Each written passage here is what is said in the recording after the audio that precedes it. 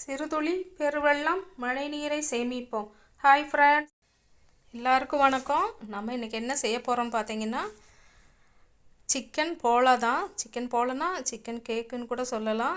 இது வந்து மலப்புரம் ஸ்டைலில் பத்திரிங்கிற மெத்தட்லையும், பத்திரின்னு சொன்னால் சப்பாத்தி மாதிரி தேய்ச்சிட்டு அதில் வைக்கிறது தான் பத்திரி.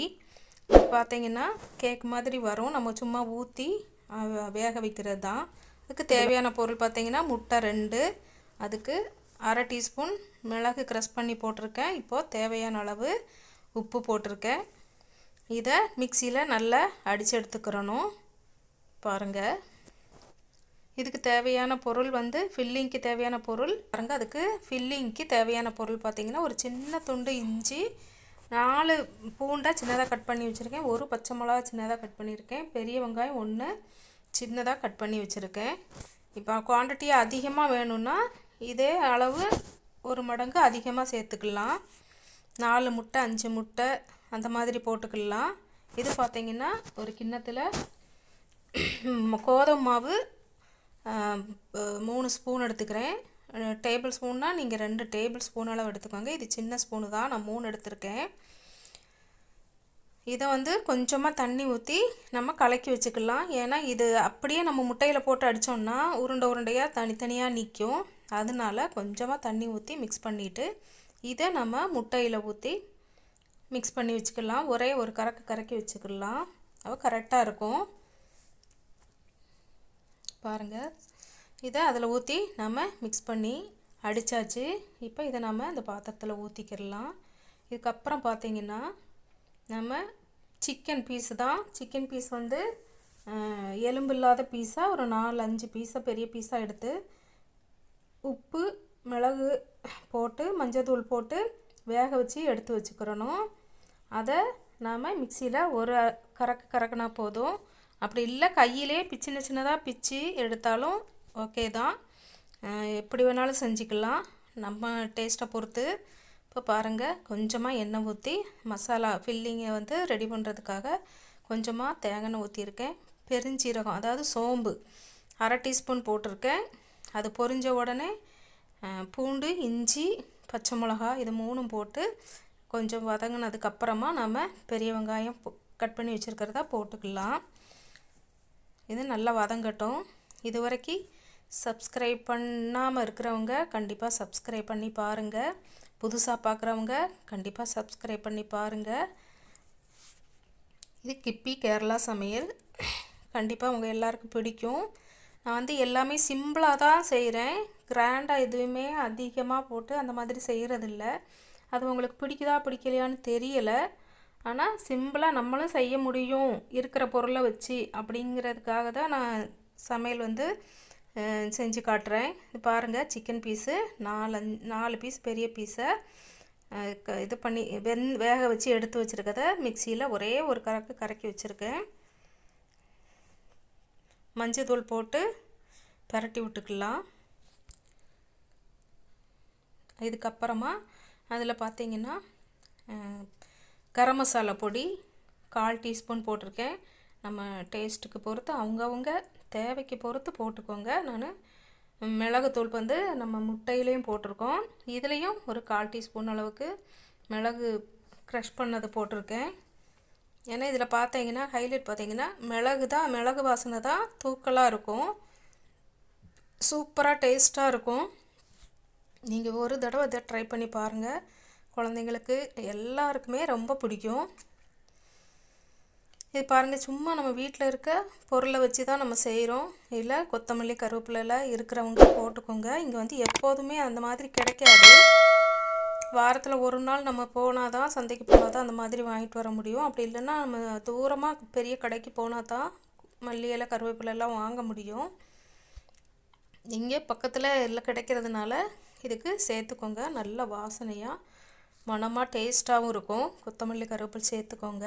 இப்போ நம்ம இந்த மசாலா ரெடி பண்ணி வச்சுருக்கோம்லே, இது நல்லா ஆறணும். சூடோடு வந்து நம்ம இந்த முட்டை மாவு இதில் வந்து போடக்கூடாது. நல்லா ஆறுனதுக்கப்புறம் போடணும். ஏன்னா நம்ம சூடோடு போட்டோன்னா அது உருண்டையை கட்டி பிடிச்சிக்கிறோம். அதனால் இது நல்லா ஆறுனதுக்கப்புறமா இந்த மசாலாவை வந்து இதில் சேர்த்துக்கிடலாம். சேர்த்து நல்லா மிக்ஸ் பண்ணிக்கலாம். இப்போ நான் அந்த பாத்திரம் பார்த்தீங்கன்னா இதில் தான் நான் வைக்கிறேன். நீங்கள் வந்து பேன் இருந்துச்சுன்னா, நான்ஸ்டிக் பேன் இருந்துச்சுன்னா நீங்கள் அதில் வைங்க. அப்படி இல்லை அப்படின்னு சொன்னால் சின்ன குக்கர் இருக்குங்க இல்லையா, அதில் வந்து லைட்டாக எண்ணெய் தடவிட்டு இதை ஊற்றி நல்லா வச்சுருங்க, மூடி வச்சுருங்க, ஏர் போகாத அளவுக்கு.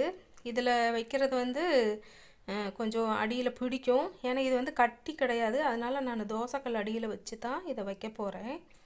நீங்கள் வந்து நான்ஸ்டிக் பேனில் ஊற்றிக்கோங்க.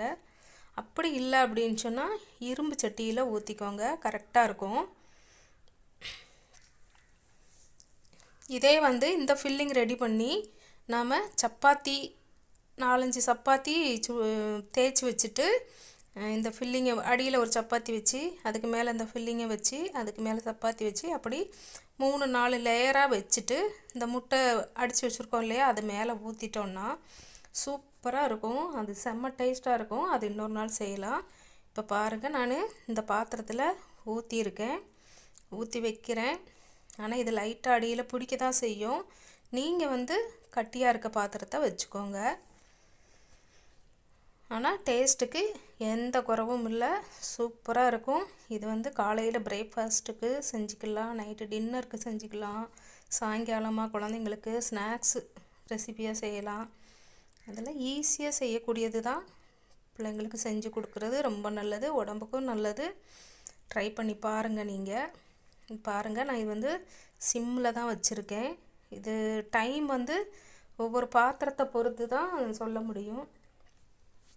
நீங்கள் இடையில ஒரு தடவை திறந்து பார்த்துக்கோங்க.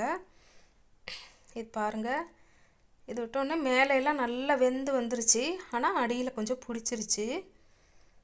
அதனால தான் சொல்கிறேன், நீங்கள் வந்து கட்டியான பாத்திரத்தில் வச்சுக்கோங்க. இப்போ அதை நாம் அப்படியே மேல் பாகத்தை திருப்பி போட்டு அது சூடு பண்ணணும்.